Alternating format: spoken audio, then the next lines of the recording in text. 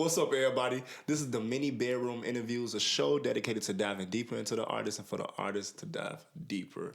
Today, we have a very special guest. It's a woman that I met when I was 20 years old. And we was at an open mic. Open mic went amazing. It was my first real performance. And she did her thing. And I remember walking up to her after the performance, and I was like, oh, man, your cheek's so fat, I just want to squeeze them. And when I said that, she was all like, oh, my goodness, ah. And ever since then, we've been in a relationship. This is my girlfriend, Trisha Vekima. Thank you. That was quite the story. Thanks for coming, babe. You're welcome. I love you. I love you too. Okay, is there anything that you want to tell the people before we really get started into the interview? Yeah, I mean, glad to be here, and I'm glad we met. Or else we wouldn't be here. True. And then I wouldn't be glad. So that's all I have to say. Intense. I love it. So where did you grow up? So I grew up in Michigan. I lived in 3 different suburbs of the Detroit area. So I moved to Chicago after I finished high school, and then I've been here for the past 5.5 years. I got you. True. When you were back in Michigan, which suburbs did you live in? So first I lived in Ypsilanti, then Belleville, and then Northville. Okay, and as a young black woman living in the suburbs, how do you feel like that impacted you growing up into adulthood?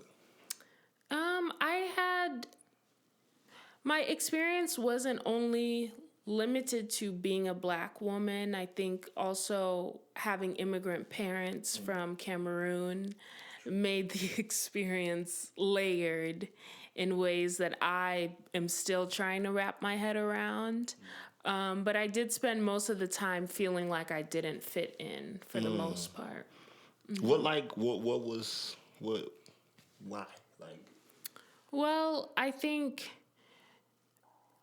it started when I was in kindergarten and I would bring some of my mom's home-cooked meals to school, and then I realized, oh, wait a minute, this isn't what everyone else is eating. Or the way I dressed, the way I spoke. I think culturally I was influenced a lot by my parents, and then I had to try to assimilate to American culture, whether that was a neighborhood that was predominantly African American or if it was a neighborhood that was predominantly white. I was still the African girl. So the African, what country do y'all come from? Cameroon. You actually probably the first Cameroonian person that I personally know and actually met. Oh, wow. Yeah, I didn't know Cameroon was even a thing before I met you. Yeah, I mean, we're not that popular here. Yeah. Unless you play FIFA. Yeah, I played FIFA before.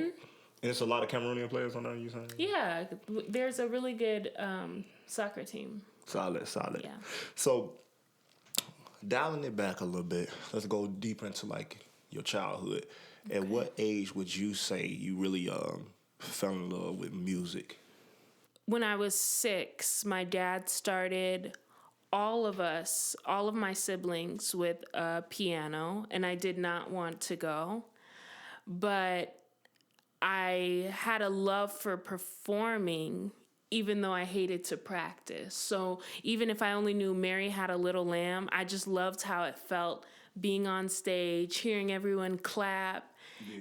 I mean, no matter how I did, I just felt, I loved the feeling. Yeah. So that started around even when you were 6? Yes. Oh, wow. And I used to do talent shows even before I could sing. I didn't really think of being a good singer. I just thought, oh, that's a song that I like. I want to sing it. I didn't care how I sounded.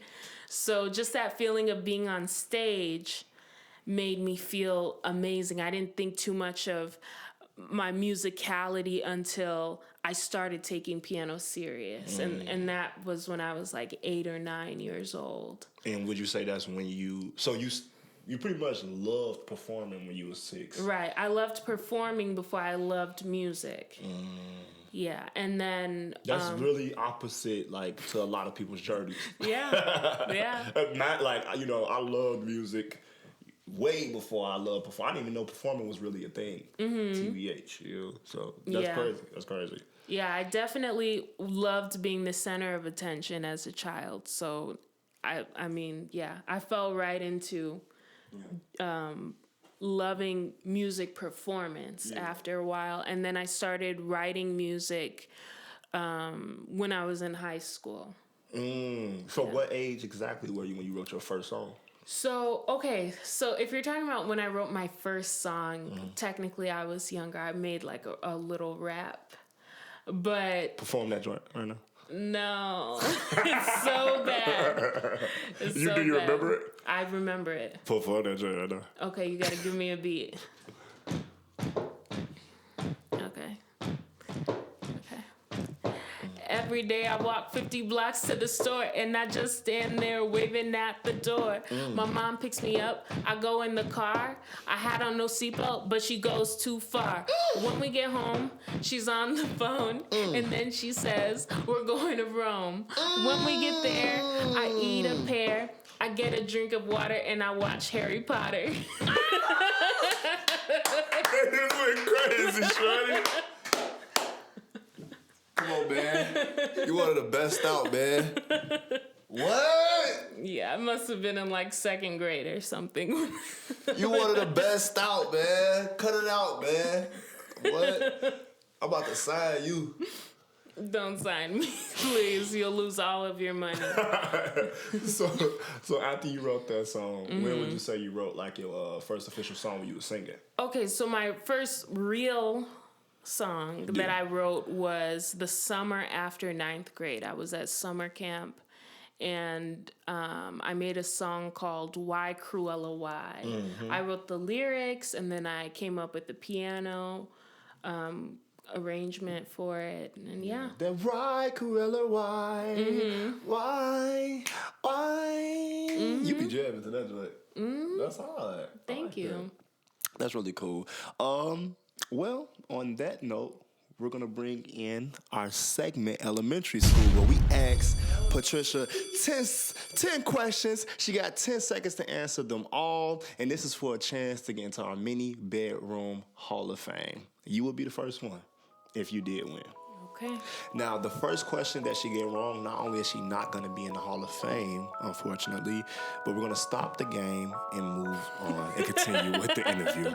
That's so sad. Here we go. True or false? Bats are mammals. True. Good job. Ding. What happens when tectonic plates rub together? A, earthquake, B, tornado, or C, volcano explosion? A, earthquake. Yep. Ding. An insect has 6 legs. How many legs do a spider have? 8. Oh, true. There we go. Ding. What are the 3 states of matter? Is it A, wind, water, and earth? B, solid, liquid, and gas? B. Ding. What type of words should always be capitalized? Is it A, nouns, B, proper nouns, or C, adverbs?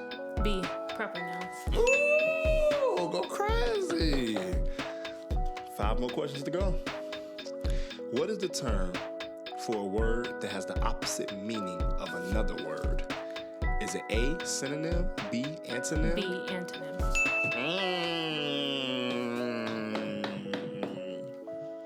I love this woman. The South Pole of a magnet and the North Pole of a magnet do what? Do it A, push apart, B, stick together, or C, don't react at all? They attract. Ding. Question 8. Number 8. What are the imaginary lines across the globe called? Is it A, the equator, B, meridians, or C, poles? the imaginary lines across the globe? Meridians. Ding. 2 more. Okay. This is for a chance to be in our Hall of Fame. You actually have to complete the next game as well. Oh my goodness. This will Hall be in of it. Fame. Yeah. Strenuous. But you could be the first one. Okay. How many states are in the United States of America? 50. Ding. Last question. Okay. Which state is called the Lone Star State? Is it A, Texas, B, Arkansas, or C, Alabama? A, Texas. Oh! Our first person to pass elementary school. Wow. Not gonna lie, you seemed offended by the how many states are there. We need to get her a diploma. Yes, I mean, doesn't she already have one? We need to give her another one, a mini bedroom diploma. That's so exciting. Amazing. Good job, man. Thank you. I love you. I love you too. Okay, here we go. Continue with the interview. Okay. What are some common themes that you like to display within your music? It depends on the phase in my life I'm in. So, or I should say, it has changed as I've moved through different phases. So at first, I think I focused a lot on relationships, but then the older I've gotten, they tend to focus more on my internal thoughts, like my internal, how would you call it? My relationship with myself. That's the best way to put it. I like that. My internal struggles. Yeah. Yeah. Do you have a song that you made that you feel like best represents that? Yeah. Right before I went to college, I wrote a song. It doesn't really have a official name, but it has to deal with change and how you can't really predict what's going to happen, but you're excited for the outcome. Yeah. So, yeah. So you're in law school. Yes, I am. You are in law school. One, congratulations on this being your last year. Thank you. This is exciting. Mm-hmm. How do you balance law school and being a singer? I don't. So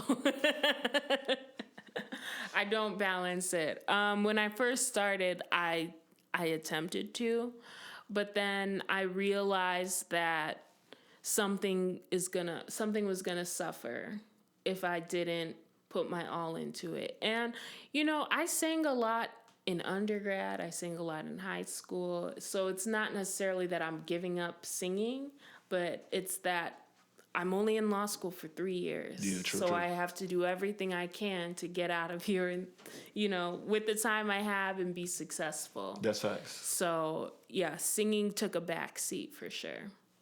And that's cool. That's understandable. I remember a few years ago when you wasn't even in law school just yet. It was 2018. Mm-hmm. It was the day before law school when I released my EP. Wow. Mm-hmm. The day before law school. How many people do that? They release a whole project right before going into law school. Yeah, because I knew what it was going to be. So, yeah. That's amazing. That's amazing. And I remember that. I feel like you was just in your glow in so many different ways right before law school on the singing tip too. Like, I remember you performed at my show on my birthday. Mm-hmm. And that was just like, man, the glow that you had on that show. Like, I wish I could show some clips. I could show some clips. Okay. You know what I'm saying? But yeah, the glow that you had was just remarkable for a fact. Thank you. Do you see yourself making any future projects past law school? Yeah, I think I look at music as a passion rather than a career path. So I could imagine that I would have passion projects that are musical. And them joints gonna bang. Yeah, hopefully. Yeah, and I will be excited and very honored if I can produce some of that. Okay. So you recently hopped on my latest project, 26 Wonders. But you weren't on the actual album. You're on the EP that's gonna come. It's called 6 More Days of Winter. Right. So can you tell people what was that contribution that you made to that? To the song? Yeah, to that. Well, we pretty much collaborated on the beat and on the actual structure of the song. What's the song name? What's the song called? Praying for My Enemies. Praying for My Enemies. That's bad. In my defense, we did change the name of the song. Yeah. Well, we thought about it. Yeah. So Praying for we were My back Enemies. and forth. But yeah, we fully collaborated on every aspect of the song, really, except I didn't mix or master. But the beat and then the song itself. Yeah, true. How was that process for you, this song? It was so natural. I remember just sitting down on the piano and we literally came up with like our bass notes and chord progression. So Yeah. It was hard. That was something was raw. Yeah, that was cool. It was like that literally was the first minute of you being at the piano. You had came up with like some chord progression. I was like, I like that. Mm-hmm. and we just roll with it. Yeah. So can you tell the people what are your goals for 2021? First and foremost, graduate law school. Then to pass the bar. And then after that, I want to do a lot of traveling. I want to do some music. But yeah, I just want to enjoy my hard work and grow. And I think you will. I think you're going to have a successful year, 100%, with the bar, with you passing law school, and anything else. Getting a job, all that, make all the money, all that lawyer money. Thank you. Bring that back home so I can spend it. Oh. You got to bring the rapper money home so I can spend it. Without a doubt. Okay, we going to get that going. We're going to welcome you to the hot seat. It's time for Patricia to come to the hot seat. This is going to be the last segment. Now, with the hot seat, if she does pass the hot seat because she passed the elementary school, she will be the first person welcome to the Minibedroom Hall of Fame. Oh, boy. Now, the hot seat is 10 questions. She has 10 seconds to answer them all. She get to pass on one question, but have to answer that question later on. If she either give us a BS answer or doesn't answer the question, she fails the hot seat. So let's move on to the hot seat. You ready? Yes.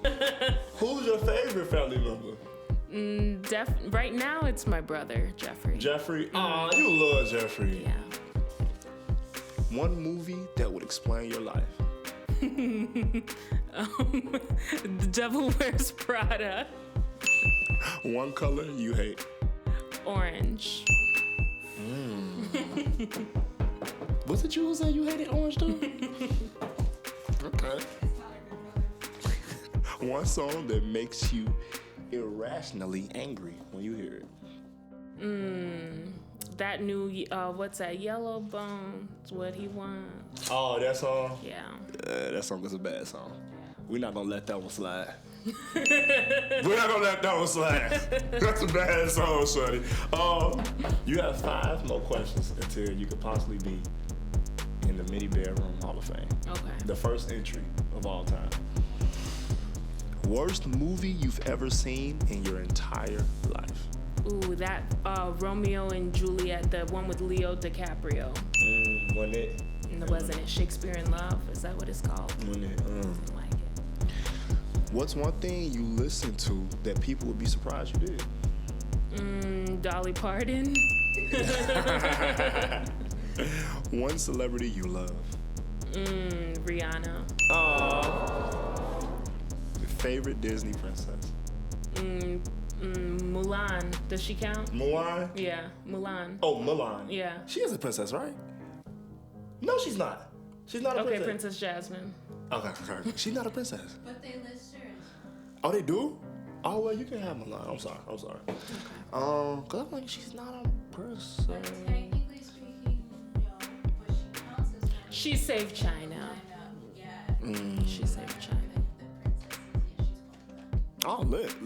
Okay. They put her in there as an honorable mention. She a warrior, what the heck? She is. Last question. Okay. your favorite cartoon character. 10 seconds Penny on the clock. Proud. Penny Proud. I'm cute and I'm loud and I got it going on. Hey, welcome to the Mini Bedroom Hall of Fame. Yes, I did it. Good job, babe. You were worried. Well, I have a gift for you. Oh, wow.